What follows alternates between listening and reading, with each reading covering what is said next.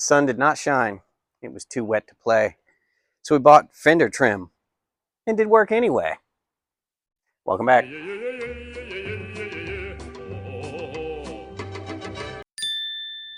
So today I got the Fender trim, so we're going to be hopefully putting that on as long as everything fits, which it should. It should be a pretty easy video.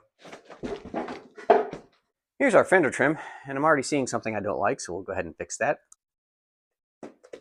There we go. Fixed it. Should be a pretty good quality part, right? It's kind of controversial whether or not these Jeeps even need Fender trim. If you're going with the factory width wheels, I can't say width wheels very quickly. If you're going with the factory width wheels, you'll be right at the edge of the fender and you won't have much of an issue with road debris, dirt, mud, rocks, other things coming at you when you're driving down the road. If you go larger than factory tires like we have here with a 31x10, if you notice, it sticks out a couple inches, and these will come in handy to keep some, if not none, of the road debris away from us.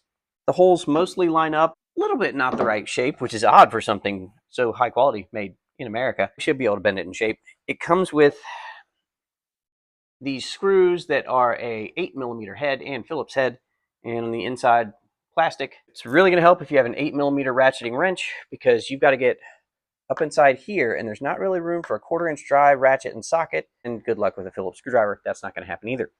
Unless we go from the inside, which is probably what we're supposed to do.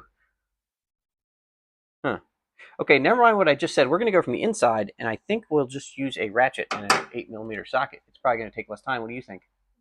Yes, my assistant agrees. So whatever I just said about how we're going to attach it the first time, we're doing it the second time, not the first time. No matter what I just said a minute ago, this rectangle block is going to go actually on the outside here, like this, up inside the fender piece, and then we're going to screw it from the inside. So we're going to put the screw through the hole, existing hole in the fender.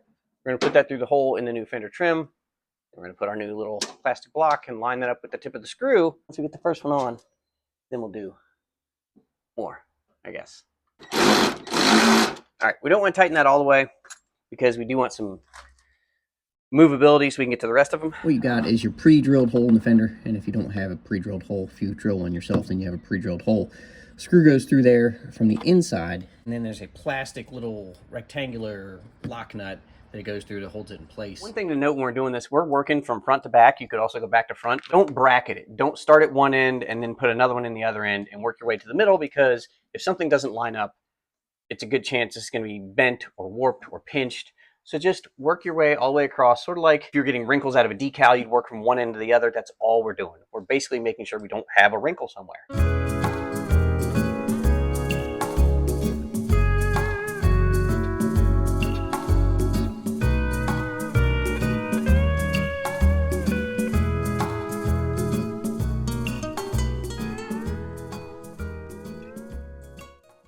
That's one of them on. It appears that they do line up. Just a little bit of persuading here at this back end. And 3 to go. Time lapse, I think, is the best option for this. Let's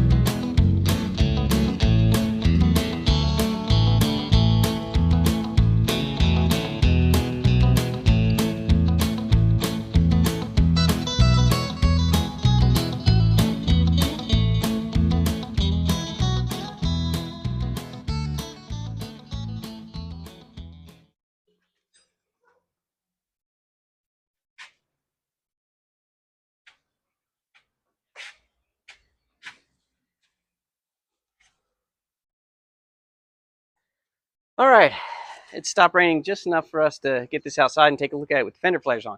Come to this side.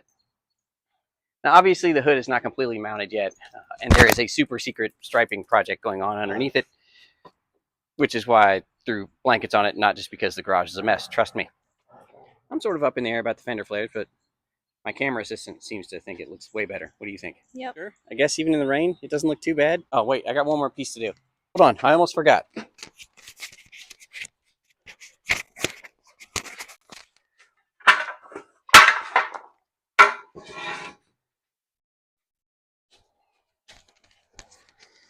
We also have the trim that's supposed to go up against the rockers here that I haven't put back on yet.